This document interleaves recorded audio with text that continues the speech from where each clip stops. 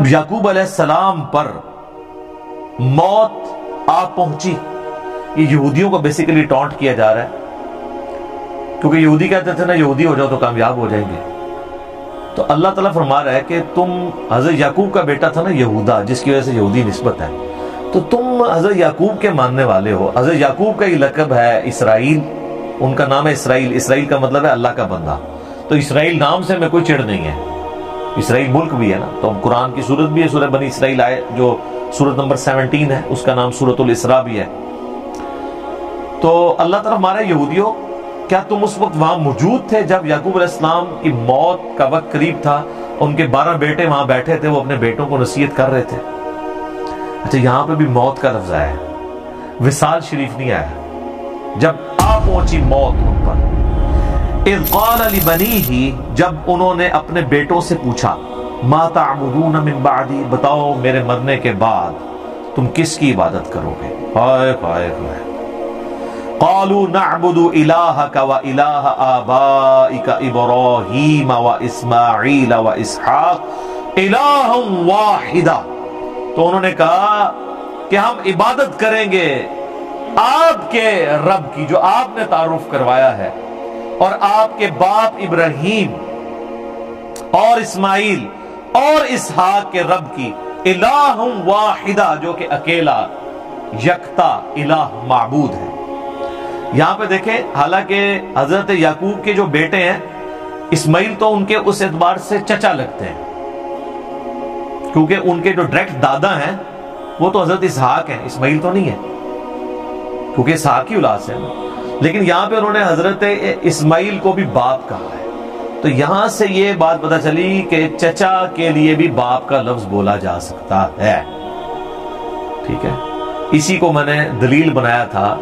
सही मुस्लिम की जो हदीस है कि तेरा बाप और मेरा बाप आग में है, उसमें ये अल्फाज नहीं थे कि तेरा वालिद और मेरा वालिद आग में है। वो नबी इस्लाम ने अपने चचे की तरफ निस्बत की थी। वनहनु लहू मुस्लिमून, और हम उसी के ताबे फरमान है। फिर मुस्लिम का लफ्ज आ गया जी, क्या बात है। अच्छा, बाद लोगों ने इससे बाबे साबित किए। वो कहते हैं देखें, हजरत याकूब के बेटे भी कह रहे हैं अब्बा जी असी तो दीन दे पीछे, तकलीद साबित की है इससे। वो जालिमो, उनका बाप जो है वो इमाम नहीं है, वो पैगंबर है। तो हम भी तो ये कहते हैं कि तुम भी अपने बापों को छोड़ के मोहम्मद रसूलुल्लाह की इत्तबा करो।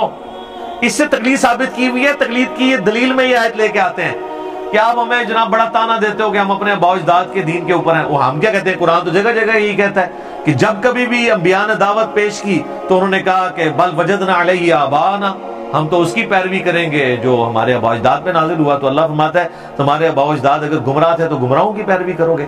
तो यहाँ पे कहते हैं यहाँ से तकलीफ साबित हुई। उन्होंने सीधा सीधा कहा कि हम अपने बाप और अपने दादे और अपने चचा उनके दीन के ऊपर हैं।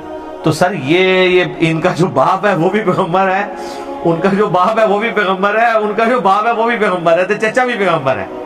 सही बुखारी में हदीस है, नबी इस्लाम ने कहा, क्या बात है, करीम इब्ने करीम इब्ने करीम इब्ने करीम, यूसुफ बिन याकूब बिन इसहाक बिन इब्राहिम।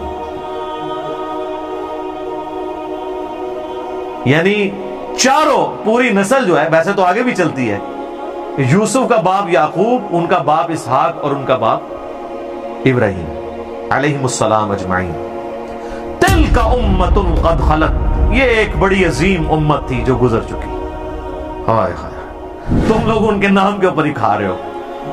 लहा मा कसबत वलकुम मा कसबतुम, देखो जो कमाए उन्होंने नेक अमाल वो अपने लिए कमाए, तुम्हारे लिए वो अमाल होंगे जो तुम करोगे, यानी उनके अमाल तुम्हें कोई फायदा नहीं पहुंचाएंगे।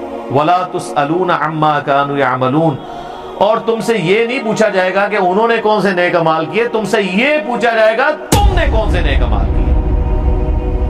वो कहते थे हमें इब्राहिमी निस्बत काम आएगी, यहूदी कहते थे, नसरानी भी। अल्लाह ने फरमाया तो बड़ी पाकीज़ा उम्मत थी, वो गुजर गई, अपने अमाल अपने साथ ले गई है, कोई पीछे तुम लोगों के लिए तो नहीं छोड़ गई। इसी कॉन्टेक्स्ट में एक सही मुस्लिम में हदीस है, नबी सल्लल्लाहु अलैहि वसल्लम ने फरमाया क़यामत वाले दिन जिसके अमल ने उसे पीछे कर दिया, उसका नसब उसे आगे नहीं कर सकता। और इसी को हमारे नबी इस्लाम ने खोल खोल के बयान किया, बुखारी मुस्लिम दोनों में हदीस है, ऐ मेरी बेटी फातिमा, मेरे माल से जो लेना है ले ले, अगर अल्लाह के हुजूर पकड़ी गई तो मैं तेरे कुछ काम नहीं आऊंगा।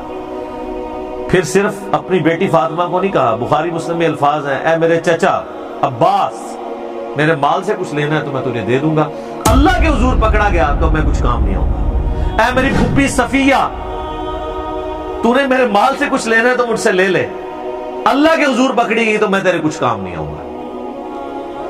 تو یہاں پہ نیک اعمال مراد ہے، ادھر برے اعمال مراد نہیں۔ یہ بعض لوگ کہتے ہیں نا مشاجرات صحابہ ڈسکس نہیں کرنے چاہیے، جو فوت ہو چکے وہ اپنے اعمال لے گئے، تو اس میں یہ آیت پیش کرتے ہیں۔ یہ آیت دو دفعہ آئے گی، ایک یہ آئی ہے آیت نمبر 134 سورۃ البقرہ کی، اور 141 بھی یہی ریپیٹ ہوگی، پارہ نمبر 1 کی آخری آیت۔ تو اس میں میرا یوٹیوب پہ سوال بھی ہے، کیا قیامت الدن کربلا کے بارے میں سوال ہوگا؟ تو میں نے اس میں بھی بتایا تھا کہ یہاں پہ نیک اعمال کا ذکر ہے، اگر یہاں پہ برے اعمال کا ذکر ہوتا نا تو لاجیکلی ہو نہیں سکتا تھا، اس لیے کہ پورا قرآن بھرا ہوا ہے اس چیز سے کہ جو لوگ پہلے گزر چکے ہیں، جو آگے گزر چکے، انہوں نے جو برے اعمال کیے اللہ نے ان کو کریٹیسائز کیا۔ خود جو برادران یوسف ہیں وہ کیا مر نہیں چکے تھے؟ برادران یوسف تو وہ صحابی ہیں کہ اس طرح کے تو ہمارے نبی علیہ السلام کے صحابہ بھی نہیں ہیں، کیونکہ برادران یوسف جو ہیں وہ دو طرف سے صحابی ہیں، ان کے بھائی بھی پیغمبر ہیں اور باپ بھی پیغمبر ہیں، اور تیسری نسبت دادا بھی پیغمبر، اور چوتھی نسبت پردادا بھی پیغمبر، ایڈے تگڑے صحابہ ہیں، اور مسلمان بھی ہیں، کافر نہیں ہیں۔ اللہ نے ان کی غلطیاں بیان کی، تو قرآن مرے ہوئوں کی غلطیاں بیان کرتا ہے، غلطی بیان کرنا اور چیز ہے، یہاں پہ بیان ہو رہا ہے کہ ان کے اچھے اعمال وہ ان کے ساتھ ہیں، تمہیں ان کے اچھے اعمال کا فائدہ نہیں ہونا، ان کے اچھے اعمال کا فائدہ ہونا۔ اگر یہاں برے اعمال کا ذکر ہوتا تو عربی کا قاعدہ یہ ہے کہ یہاں پہ آتا تلک امۃ قد خلت علیہا ما کسبت، انہی پر وبال ہوگا ان کے برے اعمال کا۔